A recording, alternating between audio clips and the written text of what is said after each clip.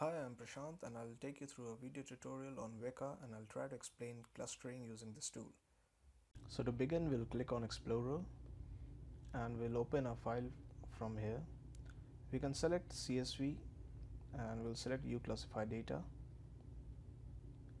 So to view this data, you can click on Edit, and as you can see, this contains the name of the candidates, the phases in which the data was collected, and the personality index of each candidate based on feeling, extroversion and judging. This data was collected by me from the debate text and the Twitter feeds of the Republican and Democrat candidates that are running for the selection. So we'll try to see if they form any clusters or not.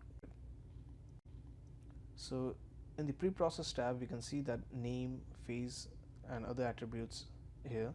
So you can see that the histogram has been built here. So we have 53 candidates based on phase 1, and then 47 on phase 2 and 52 on phase 3.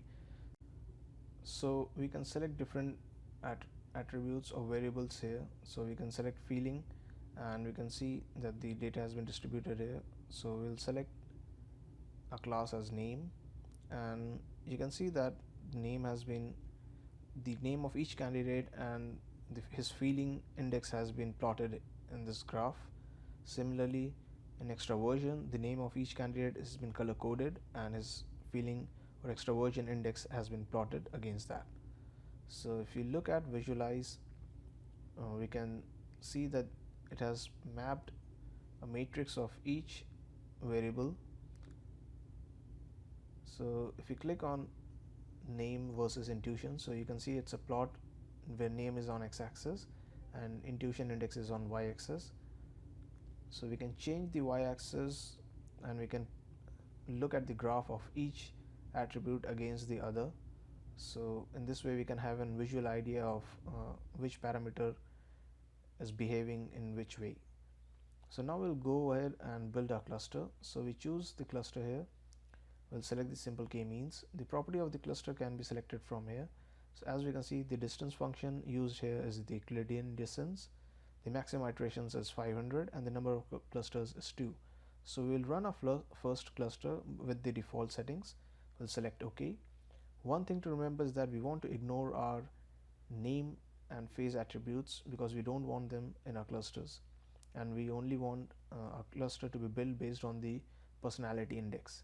So we'll select these two attributes and we'll start. So as we can see, it has shown the number of iterations that ran, the sum of squared errors within the cluster, and you can see the total number of data within the cluster was 152. So it has been divided into two clusters, cluster 0 and cluster 1, with 75 and 77 data points respectively. These are the tipping index within each clusters for the attributes that we have.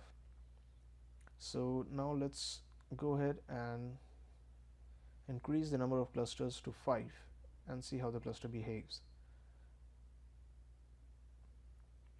So now we can see that the number of iterations that ran are 9, which is lower than what we ran in the previous one. The sum of squared errors is 22.38, which is lower. So this means that this is a better clustering model than the previous one.